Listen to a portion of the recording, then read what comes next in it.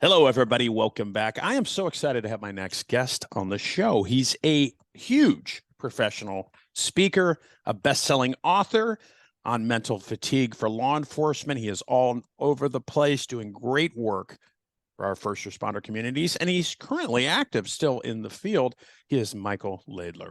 Welcome, brother. How you doing? CJ, man, I'm excited to be on here with you. You know, we've been chatting a little bit, and I know we've had some delays and putting this together, but I mean, something when I have delays, sometimes I just say, you know, you got to save the best for last. So I think this is why this is going on. We had to work through some kinks to get to this point, but I'm excited to feed value to your audience. And I love I could hear it in your voice. You're very passionate. I could see why you're like the number one speaker out there. I mean, you're great. And we talked a little bit before we started, and I gave a little snippet of Mike about your background. There's a lot more we can fill in there. But can you talk a little bit about what you got? What was the catalyst that got you into law enforcement? I know you kind of went through law enforcement, other things, and now you're in another position. What was the catalyst? What made you say, you know what, I want to serve my community. I want to serve others. The O.J. Simpson trial. Was it seriously? Yes. Back in '94, I was 9 years old. And I can remember living in Miami, Florida. Obviously, I wasn't in California. But I can remember watching the chase, the trial, the testimony, the whole process with my mom, my grandmother, my sister. Yeah. And thinking to myself, you know what? One day I want to be a homicide detective in LA. And that's what I told myself from 9 years old up until now. Well, not the LA detective part or nothing like that, but that I really wanted to be in law enforcement and serve the community, because there's just something about that built my passion up. And I asked my mom before, I said, was I passionate about anything else that you remember? She was like, nope, never. Yeah. So it kind of led in everything. And throughout my life, like I took classes in high school on criminal justice. And then when I went to college at Florida State, I studied criminal justice. And then I can remember at 19, it was the summer of 2004, dispatcher for the Tallahassee Police Department. And she actually came into the house like, hey, look, they're hiring. You meet the qualifications. Why don't you apply? And I was like, I'm 19 years old. I do meet the minimum qualifications, but I don't know if they're going to pick me up. I mean, I'm 19. Yeah. And I told myself, you know what? What's the worst that's going to happen? I mean, if I apply, they say no. Yeah. And I just keep going to college. But coincidentally, they did accept me. They took a chance. So in January of 2005, I actually began my career in the academy as a law enforcement officer. And I will say to this day that they only hire 21 years old nowadays. Yeah. I don't know what that was. I'm not saying it was my fault, because it wasn't. but yeah, that's kind of where it started. It started from age 9 when I saw the O.J. Simpson process, up to when I was sitting in my living room in Tallahassee. My sister came home with an application, and that's what actually physically and the reality side actually put me into law enforcement. Yeah. I remember you said O.J. Simpson. I was in the police academy when that happened. And as soon as you said O.J. Simpson, I remember watching that thing unfold, the chase and the white Ford Bronco and then the subsequent trial that lasted, I think it was like a year or something. Didn't it last for a long time? I mean, it was a while. Marcia Clark and all those DAs and stuff. And of course, who can forget, Mark Furman getting up there lying and doing all kinds of stupid stuff. Yeah. But yeah, I mean, it was such a pivotal moment in history right there. And I thank you for your service, brother. I mean, I think sometimes, that would have turned people off to law enforcement, saying, especially with the subsequent trial with, I mentioned Mark Furman, who lied on the stand and, all this evidence that was screwed up and stuff like that. But yeah, that's really cool that, you were like, this is what I want to do. This is what it took me a while to realize. Yeah, it took me a while to realize. I was like, what drove me there? And then it was I wrote my book and I was kind of going over my introduction. I was like, what was my first interaction with law enforcement as far as career life went? And I was like, oh yeah, it was the same. I had to think way back, because I was like, no, it wasn't me getting the job. It wasn't me going to high school for it. It had to be something else. And I actually was able to, through reflection, pinpoint back to that time. Yeah. And it's interesting you mentioned Tallahassee. I was just there about a month and a half ago with the State Patrol down there. Okay. And we were doing some training down there. And Tallahassee, I'm used to going to the like other part of Florida. Tallahassee, I didn't realize it was like it's all wooded and you know, a lot of part of it. And it just kind of reminded me a little bit of Colorado a little bit because it's so green and a lot of forests and stuff. And I was like, wow, this is Florida. Yeah, it's a beautiful area up there too. Yeah, because you sometimes, like I grew up in Miami, Florida, and it's just different. Obviously, it's the capital, but the speed is different. Yeah, I was going to say the amount of people is different. Yeah, it's kind of more laid back. I think it's not as fast as, well, I don't have to tell you Miami. I've been there in Miami a couple of times, and it's like go, go, go. People don't go to dinner until, you know, brother, until like 10 o'clock at night. I'm like, what? Yeah, they're like, yeah, I'm going to eat. Dude, the night's over. What are you doing? The night's over already. This is crazy.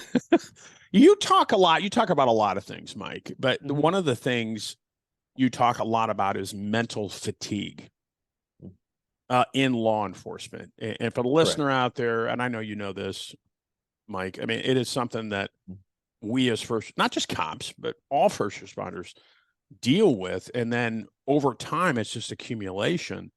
So what do you talk about specifically and how to overcome mental fatigue? What are some tips you can give our listeners out there? Well, for me, I don't want to overcome something. I want to prevent something. That's a good point. But I mean, a lot of programs that I've seen are more about overcoming something that's already happened. Sure. But what I've realized and what we do in law enforcement is we're proactive with everything but ourselves. Absolutely. We used to have proactive policing. It's always serve the customer first, serve the people that you're responding to. But I wanted to start looking at ourselves first as people. And a lot of times we find ourselves identifying what we are, who we are, as our badge, as our uniform, as our institute, whatever that may look like for your listener. But there's a person that's in there. And one of the things that I've been pushing, especially over the last 2 years, and I'll tell you, I'll be honest, when I first created my speaking business in 2017, it was all about leadership development. It was all about growing as a leader, building your people, developing your people. And then in the summer of 21, I just hit me like just all the things that happened in my life. Obviously, we all know about the George Floyd incident. I've had close friends commit suicide. So I was telling myself, I have a gift, which I didn't know about till 2016 to speak. And I was saying, what can I do to impact my industry? Yeah. And I started thinking about, well, what have I not had a lot of through my career? In 18 years, 3 different organizations, I realized we weren't focusing on ourselves. Yeah. And it sounds selfish, but if you're not whole, if you're not the best version of yourself, you can't be good to nobody. And I think that's where that's a lot of people, we think, well, hey, I'm going to spend 25 years in this organization and then what? It's like you need to be building yourself in that 25 years. So whatever you're passionate about, law enforcement can be that. But at some point, we all retire, whether it's by volunteering to retire or you age out. It's just going to come. So what I've built over the last couple of years and what I've been pushing heavily, especially over the last 6 to 8 months, is self-awareness, developing who you are. And where does that start? Well, identify some of the failure you have in your life, because failures define all of us. We all have them. It doesn't matter who you are, you have a failure. But look at it and realize what it's taught you. Don't look at it as a negative, oh, I'm a bad person, or I'm not good at this. I think a lot of people struggle with that. I know I have in the past, brother, where they get, you look at a failure and then you let that failure define you going forward. And you're like, well, shit, I can't do anything else. But you're exactly right. We all fail. Right. We all fail. And you need to learn, you use that as a learning experience. Try not to do it again, but grow from it. Correct. Yeah. That's the first part that I talk about, is one of the main things is defining who you are through your failures. We're like, well, that's kind of, well, no, it's not. It's happened already. So grow from it. Yeah. Learn how not to do it again, or learn the life lessons that you more than likely had from that process. Second thing I talk about is, why should you develop yourself? First and foremost, it's good to have a good home work balance, because while we try to think everything starts at work, everything really starts at home. There's a study that says that if you're having a bad day at home, Oh yeah. You ain't gonna be nothing at work. And if you spend too much time at work, I mean, you're gonna think that nothing's going on at home. And I mean, I always talk about this one study that I researched with a guy named Nathan, and it wasn't law enforcement, but he was a high producer in his company, working 68 hours a week, which isn't uncommon. He had a good family on the surface. They did family vacations. They would go to different trips. They would have their picnics. They would do everything you would see a loving family do. But the thing that he had an issue with was separating work from home. Absolutely. When he was on those vacations, he was at work. When he was at the picnics, he was at work. And what do you think happened over time? What deteriorated? Got The divorced. family. Yeah. The family. He got divorced, lost contact with his kids, or he lost that relationship with them. And then ultimately he got fired because that what was going on at home started to affect him at work. He couldn't concentrate. He couldn't hit those numbers before. So what that told me on why I need to develop myself is focus on your home life, focus on how you are at home, because that's how it's going to impact you at work. And then finally, I talk about being the best version of yourself. And that really comes with time management. Yeah. And if you don't control your time, time will control you. That's just how it goes. I love that. I mean, that is so good. Mm-hmm. And it made me think when you gave the example of the CEO or the private sector guy who was, how do you, for the listener out there, if you're working 60, 70 hours, and this can apply to first responders too, if you're signing up for all the OT you can, and I get it, you know, you want to make the extra money, something's going to suffer because your attention is going all to the work, right? Correct. So the family is going to suffer, man. There's no way you're going to work 60, 80 hours a week without something suffering. Correct. Yeah, because in a day, think about it. You have 24 hours. Yeah. What are you doing there? In a week, you only have 168 hours. So if you're at 60, let's be optimistic. Let's say you're only at 60 hours a week at work. What is that? What is that? 168 minus 60, 108 hours left. Now you got to include sleep. You got to include actual family time. And when you start adding those numbers up, it dwindles very quickly. Let's just say you sleep, let's say it says 7.5, 8 hours. Let's say you sleep 6 hours. That's another 42 hours you won't have. So that minus 108. So now you're down to a couple of hours. You got to exercise somewhere in there, and you got to look at the impact that it's having. So that's kind of what I kind of end. So my presentation was like, all right, how are we going to control our time? And that's kind of just having time management. I created something called the 24-hour formula, where each day you look at everything you're going to do hour by hour. Now, does it take a little time to put together? In the beginning, yes. But once you start identifying, when do I sleep? Because that's part of your 24 hours. When do I work, including drive time to and from? When do I spend time with family? When do I spend time with myself? I think that that's where you start realizing, okay, this is how I'm going to grow myself. This is how I'm going to prevent mental fatigue, because I'm realizing in my growth, these are things that are overtaking the important things of my life. Now, most people still have a 40 to 60 hour work week. It's just what it is. But what are you doing in those extra hours that you have? Because at the end, we all have some time on our hands. We don't think we do, but when we actually break it down, how much we time realize wasting? That if we actually plan. Yeah. Correct. Yeah. You realize you're like, man, I've been on this Netflix series for 7 hours today. Well, you could have did something else with that 7 hours. I mean, yes. What is it? Like these different shows? What, I can't even think of them. And we've all binged and stuff like that, but it's wasted time. People tell me about these King of Thrones show. I said, how many seasons? They're like 7 or 8. How many episodes? 80. I don't know what it is. I'm just guessing. But I'm like, what is that, like an hour an episode? Like, so you literally spent but it's so good. Of your life. Yeah, so good. I was like, but you didn't work on yourself at all. I said, why don't you take those 300 hours you spent watching this TV show and apply it to your growth? And when we're looking at mental fatigue, that's how you prevent things from happening, because you start to recognize your triggers. Yeah, I think, you know, and I can speak from my perspective, and maybe you can relate to this, and maybe the listeners, is when I was a first responder, you know, especially when I was on the street, and you probably know this, mate, where it's a long day, you're mentally exhausted. The only thing you want to do is come home, veg on the couch, and kind of decompress, maybe watch your favorite flick, whatever. So I get it. But like you said, I mean, we're always in a constant state of growth. And sooner or later, we're going to retire. So if you're not growing and learning more about yourself, most of us are living longer. your law enforcement first responder career is gonna end one day. So what's the next step after that? And to your point, you have to use that time instead of vegging in front of Netflix to work on yourself, right? Because you're gonna have a second, third, fourth career maybe. Yeah, and don't get me wrong, those that like Netflix and Netflix. Oh no, it's not a knock on Netflix. Yeah, I mean, it's one of those things that it's okay to do in moderation, like anything. Not excessively. Correct, and I think we're not taught really great time management in law enforcement, and because of that, we find ourselves de-stressing with the wrong things too often, absolutely, and too long. And next, you find out 25 years later, you're like, how much time did I spend on myself versus how much time I spent watching TV or anything that's not as productive as working on yourself? And you think, man, I lost a lot of hours. And hours, the only thing we have is time. You ain't getting that time back. We all know that. I've never seen on any tombstone said, yeah, I had an extra 10 hours. I mean, or I could have watched, I wish I had watched another Netflix series or whatever the other Hulu. And I wish I watched one of those. I haven't seen on a tombstone yet. And no matter how much money you have, it's not going to buy you time.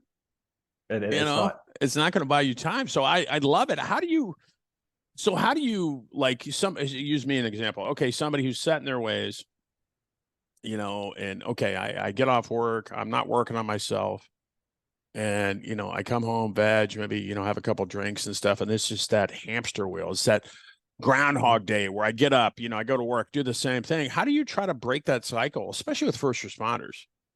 I mean, I know you have to, it all comes down to the individual, and they have to dig deep and they have to really want something. But how do you try to break that cycle for people who are so stuck in that mentality? I think it starts with mindfulness. Yeah. And there's a process called renewal that I like to do. And it takes you about, it's called the 6-second method. And I got it from a research article. And what you do is you tune out, you get to a safe place, wherever that might be, in your house, in front of your camera, in your car, and you breathe in for 6 seconds and breathe out for 6 seconds. You do that about 10 times in a row.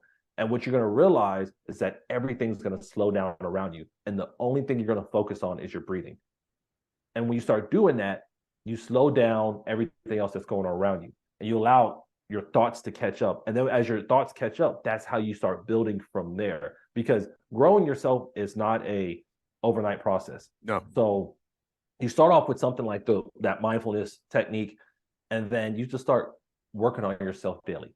I tell people to take about 10% of their day to work on themselves, and they usually look at me crazy because I'm like, yeah, 2.5 hours is a lot. But if you do 0 right now, 5 minutes is an improvement. And it's addictive. Why not? Too. It's addictive. It is. It's like working out. Yeah, it's like working out. Get those endorphins going. Mm-hmm. You're working on yourself, and you want more. You want more of it. Like right now, because right now I'm thinking about I got to go for a jog after this podcast. Like I really don't want to, but you have to. Don't. But I have to. But I'm also looking forward to it because I know the benefits. Yeah, it's like I'm like, okay, I'm gonna go run a couple of miles, get a sweat in, stretch, and I'll feel better in the long run. But it's part of the process. Versus, I mean, there's been times where I didn't work out for weeks, and I started to realize I was like, I'm starting to get a little lazy, and I'm starting to get a little chunkier than what I want to be. So, what do I got to do? And trust me, you come back to it. If you run half marathons, if you start running for weeks, you ain't gonna be able to just run a half marathon, not without getting injured, especially the older we get. Yeah, exactly. And if I'm 22, I could probably do it, but at 37, I'm probably gonna have a couple of cramps in there and blisters and stuff. So you do got to just do a little bit every day. Yeah, and I love it, and so much. And I know you know this, Mike. So much of life, I think, is internal. Mm-hmm. I mean, yeah, we have our external factors and stuff like that. But if you want a better life, if you want to improve yourself, it's got to start with you, right? I mean, nobody's going to put a gun to your head and say, go work out or work on meditation or work on self-reflection. You have to want it. And it goes back to what you said, brother. It's all we have is time, man. And time management is crucial. We learn it in law enforcement, right? We need to get those reports done. We need to get this done. We need to get that done. Okay, we're on a clock. But then a lot of us, when we're off duty, it just goes to shit. Yeah, I mean, because you're mentally tired. You're mentally exhausted. I mean, yeah, you've had a long day. So if that is you, that's where time management comes into place. When you start working on yourself before you go to work. Because if you wait to the end of the day, you're already tired. Yeah. So like me, I'm a morning person, and I know that my most creative times in the morning. So when I get up at 4:30, I do things that enhance my creativity. So a lot of my self-development comes early in the morning. My sister, she's a night person. If I tell her anything about personal growth at 6 in the morning, she's gonna curse me out. Rightfully so. And I understand. But then again, if she tells me something, she'll call me at 8 o'clock, like, hey, what are you doing? I'm about to go to sleep if I can. We have these conversations usually weekly, but her mind is a little different. Like she's more of a night owl, so her creativity, she's just shooting it off. Yeah. So it's up to the person, but if you realize you're so tired to work on yourself after shift, then flip it. Work on yourself before you go on shift. You got to go on shift at some point. Yeah. But it's up to you, like you said, as the individual to kind of build that into your routine. And I love what you said about breathing. Breathing is so, we take it for granted. It's automatic. We don't, we just don't think about it. But then the breathing you were talking about, the deep breathing. I mean, and there's apps out there that can help you with it. There's all kinds of technology that we can use now that can help you with the breath work. Breath work is so important. And it goes into that importance of mindfulness, whatever you want to call it. I'm a huge mindfulness person now. I wasn't a handful of years ago, but I'm with you, brother. I mean, morning routine, time for myself, breathing, the meditation, the journaling, whatever it is to get my mind right for the day ahead. And when you start out on the right foot mentally, you're probably going to have a better day if you didn't and started out on the wrong foot, getting up, grabbing a Red Bull or something, and we're not knocking Red Bull. Trying to rush out the house. We're trying to rush out the house, and stuff like that. So, I mean, you just have to, it's what you said, brother. And we are so guilty of this, first responders, this, not taking care of ourselves. We're really good at running into shit and taking care of other people, but we're great at that. We're great at that. I'll tell you. Yeah. But we're not good at taking care of ourselves. And you made a really good point too. I mean, we need to get more proactive instead of grabbing people when they fall into the water, to use an example. We need to grab people before they fall into the water. Correct. 100%. Yeah. That's why I told them I'm out. And, it took me a while to kind of, I told you, I mean, my epiphany came nearly 16 years after I was in law enforcement and over 4 years of me having a speaking business. So it wasn't an overnight thing, but it came through personal development. And I will tell your audience this is that it starts with you.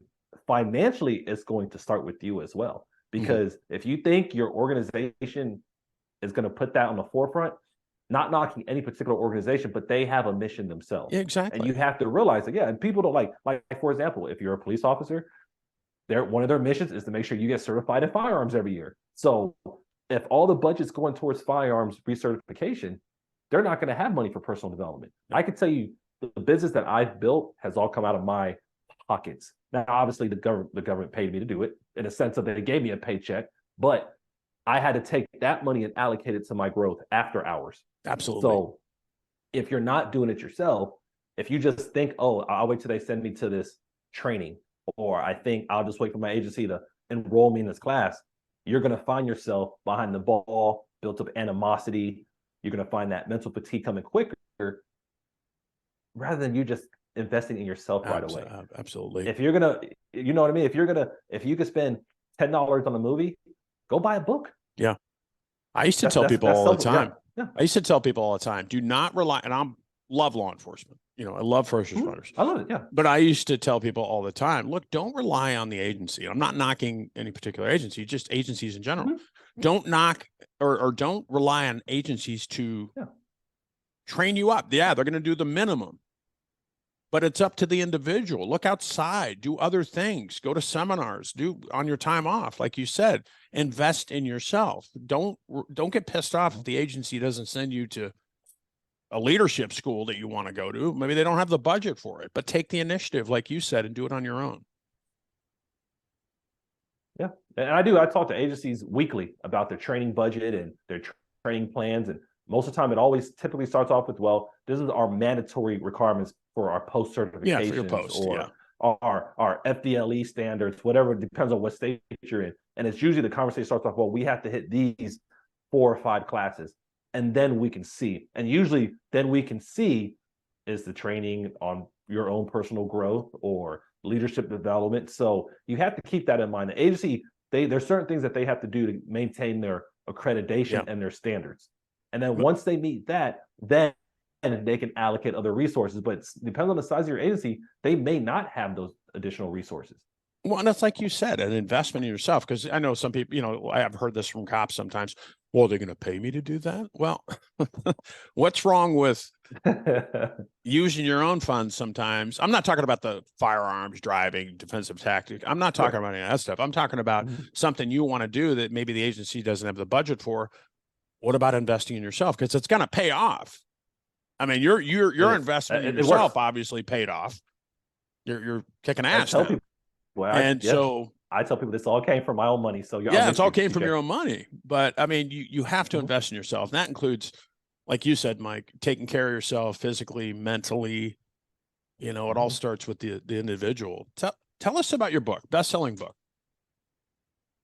So some of the things I talked about in your podcast already, which CJEvolution, amazing podcast, guys. If you ain't subscribed yet, make sure you subscribe and share.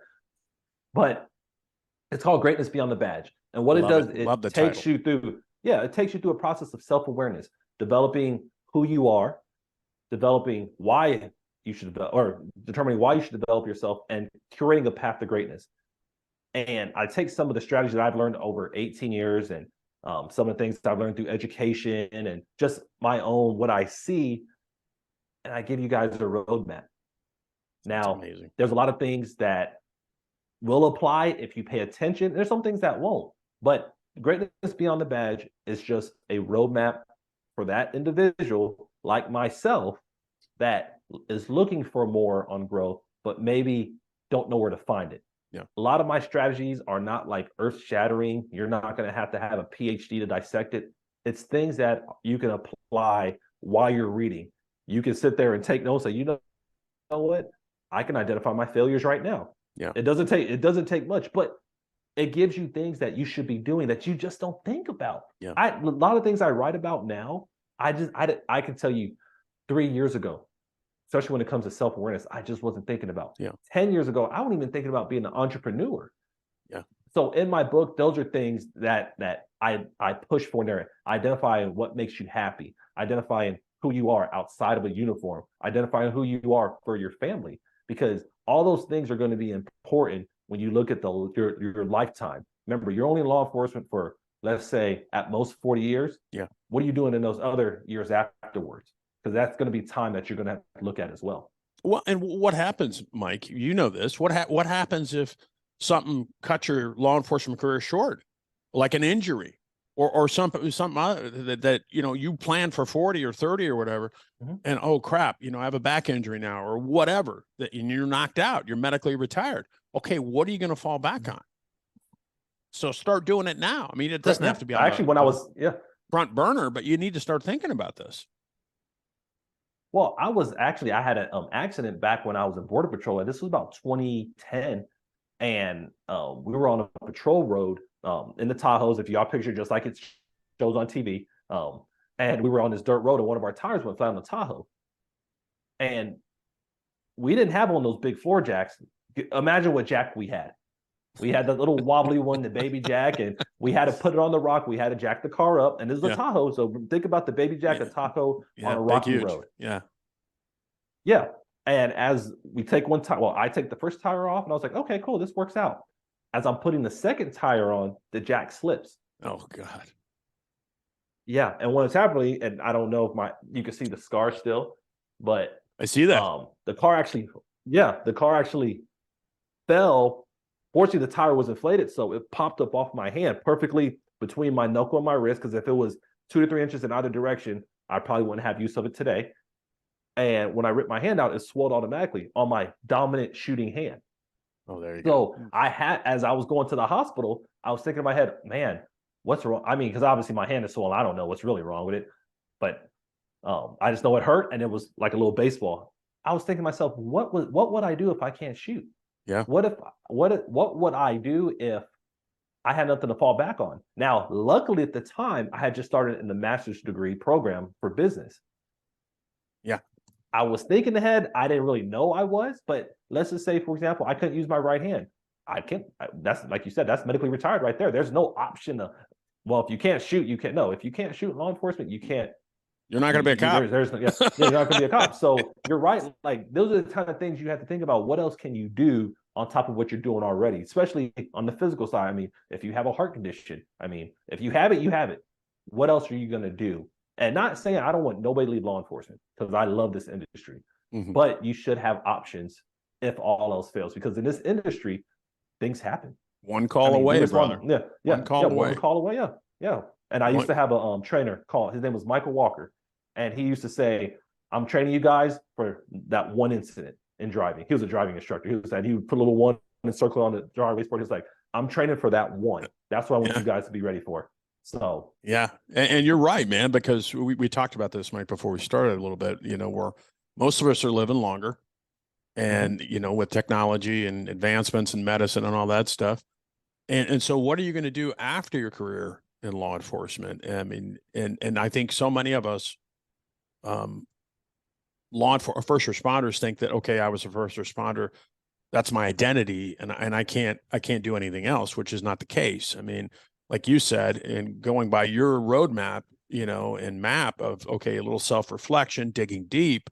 Oh, these are my strengths. This is what I'm really good at. Correct. Problem solving, communicator, all that stuff. You are capable of anything as a first responder. I mean, you're living proof of that. I mean, you are still in the field, and yet you have this, massively successful on the side. So, I mean, you can do anything you want. It's like I tell first responders all the time, but they have that mental block sometimes. And absolutely, I tell them too. I don't know if you agree with this, brother. Start broadening your network. I mean, you don't have to talk to first responders all the time.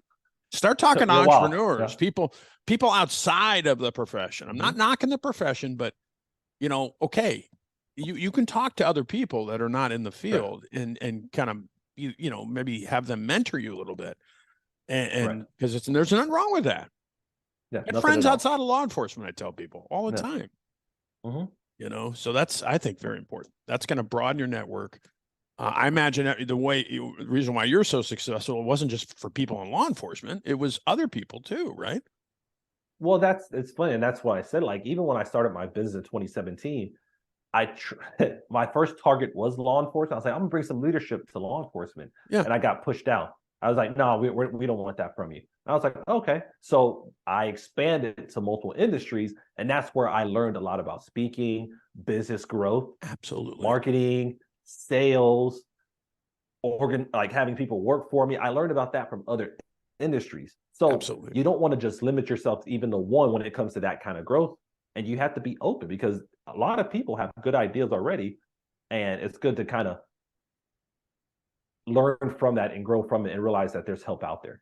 And what the listeners might not realize is a lot of things that law enforcement has adopted as far as procedurally, and some other things have been adopted from the private sector.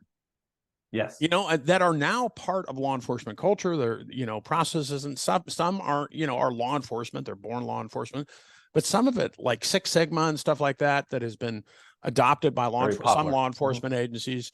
It's private sector roots.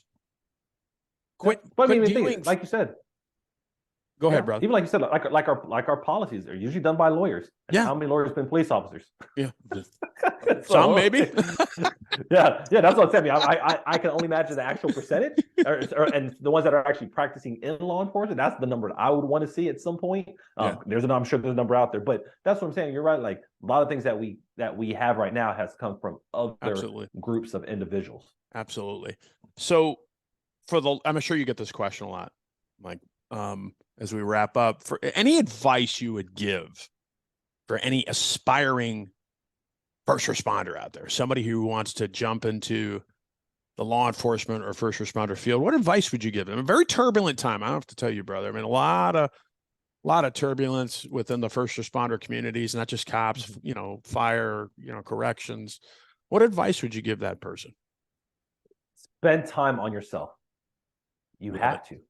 Because you're going to run into so much negativity just for putting on even when you're in the academy. If you go in your BDUs and your T-shirt to the grocery store, you're going to start getting weird looks, right? And you don't even know what the carrying a gun means yet, but you're carrying a certain image Yeah. And it's up to you to realize what your image is under that.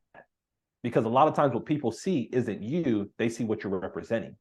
And you have to realize that early, especially in the uniform. And that's why I said, hey, greatness beyond the badge, because you have to be great even beyond whatever you're wearing. I think that's really important for aspiring law enforcement or first responders. If you're trying to be an entrepreneur or you're just trying to say, hey, I just want to be a better person, develop who you are.